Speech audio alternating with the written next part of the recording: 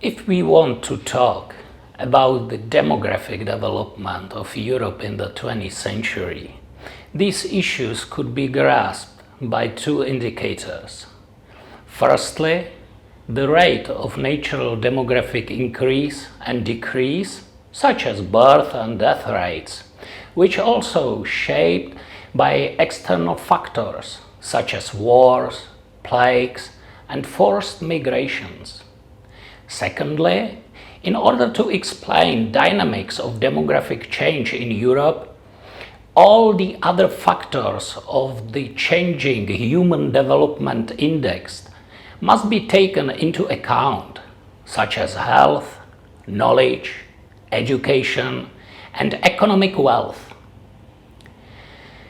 Demographic history of Europe in the 20th century can be divided according to three historical breaks. The first break was the First World War.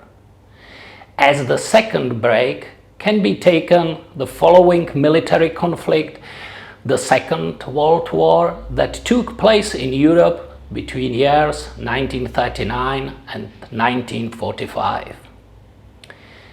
And the third break, although much more peaceful, has been a coming of post-industrial society in the last quarter of the 20th century. And this so-called second demographic transition is the demographic regime of our times in which we are still living.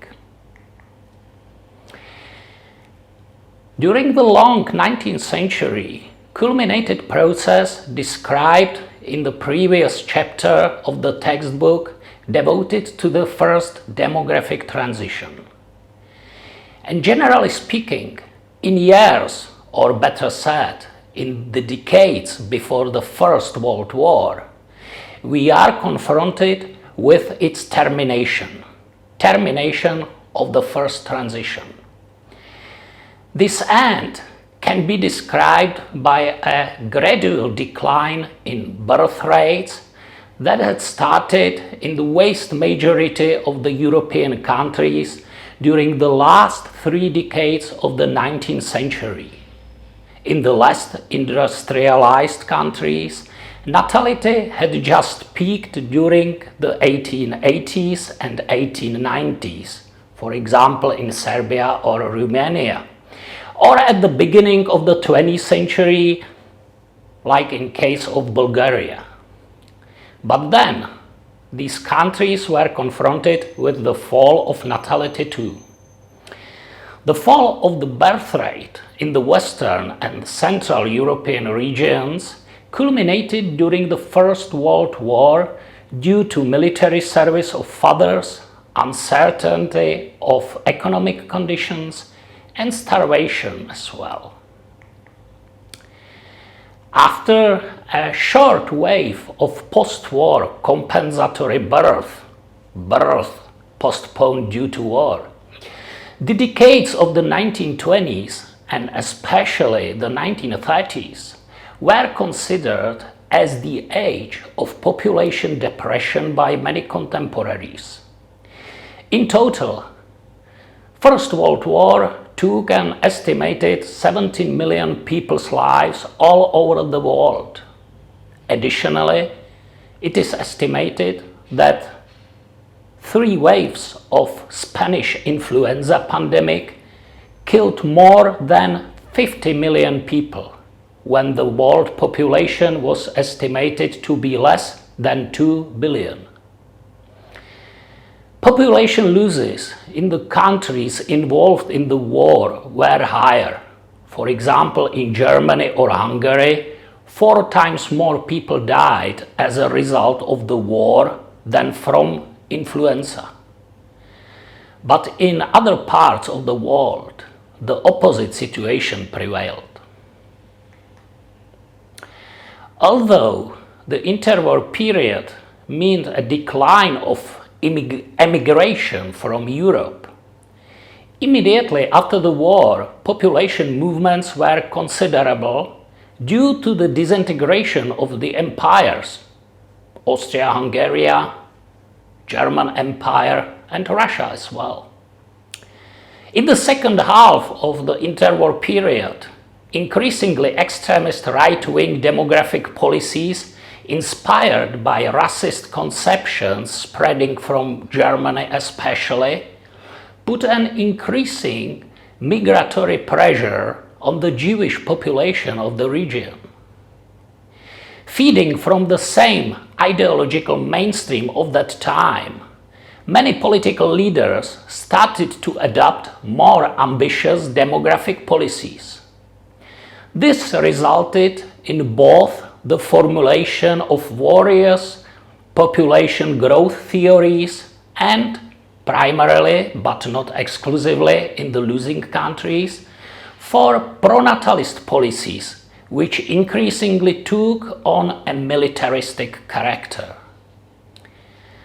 Great Depression of the 1930s only intensified an atmosphere of concern over the demographic development of Europe due to the fall of birth rate caused by economic insecurity of the large number of families. Population policies became the subject of passionate discussions in the interwar period. At one end of the debate stood the populationists who were seeking to promote the growth of the birth rate. At the other end were the so-called neo-Malthusians, who promoted low fertility through contraception in order to improve living standards of the lower classes. Not only the quantity, but also the quality of the population became an important issue of the time. Eugenics belonged to scientific discourse everywhere. Although there were some positive demographic policy measures, it was the reduction of the mortality rate that became crucial in the population growth of Europe until the mid-20th century, which was driven primarily by the decline in infant mortality. For example, while in the interwar period, the average infant mortality in Sweden was 54 per 1,000 newborns, the number was 142 in Poland. In the post-war period, took place a gradual decrease of these indicators, while regional differences persisted. At the beginning of the 1970s, the ratio fell to 11 in case of Sweden and to 30 in Poland. The word boomer or baby boomer is derived from developments after the Second World War, when birth rates rose and the economy flourished. The baby boom that arose in the United States or in Canada was milder in Europe. An important indicator of the quality of life is life expectancy, which rose throughout the 20th century, although unevenly across Europe. Its average rise was about 3 months per year due to medical improvement as well as growing living standards during the 20th century. Satisfactory growth trends were visible in the western as well as in the eastern parts of Europe during the 1950s and 60s. Divergence was evident only in the 70s and 80s, when this indicator in countries of the Eastern Bloc grew significantly more slowly or stagnated, if not even declined, as in the case of the Soviet Union. Many historians classified the decade of 1960s as the period of the sexual revolution. Its typical features were a higher degree of sexual permissiveness, female sexual autonomy, and the decriminalization of homosexuality. One very important factor with respect to liberation of sexual relations was increased access to contraception throughout the 1960s. In the second half of the 60s, hormonal contraception became more available, at least in the West. The lack of foreign trade and other economic barriers in the countries of the East meant that access to the pill were scarce. Scarcity of effective and comfortable contraception caused much higher levels of abortion in the East consequently. The number of people living in Europe grew without respect to declining fertility. Today, the population is about 25% larger than in 1960. However, this has been the case mainly due to Europe's positive migration balance.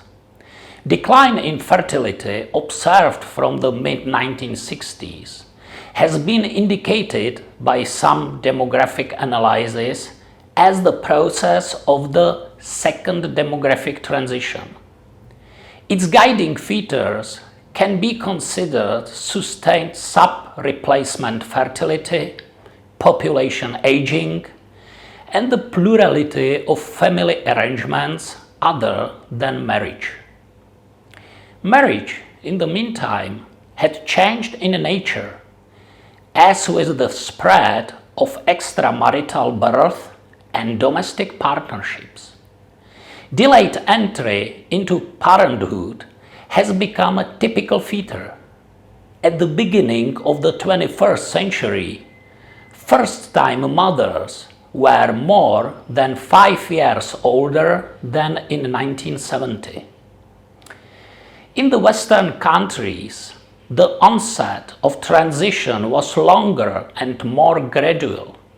For the countries behind the Iron Curtain, the process was delayed, but then became much more dynamic during the 1990s. At the beginning of the 20th century, 1/4 of the world population lived in Europe.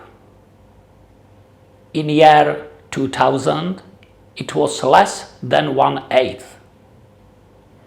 Although the outlook is less pessimistic now than it was in the 1990s, population decrease of Europe caused by the second demographic transition is not going to be overcome in the following decades.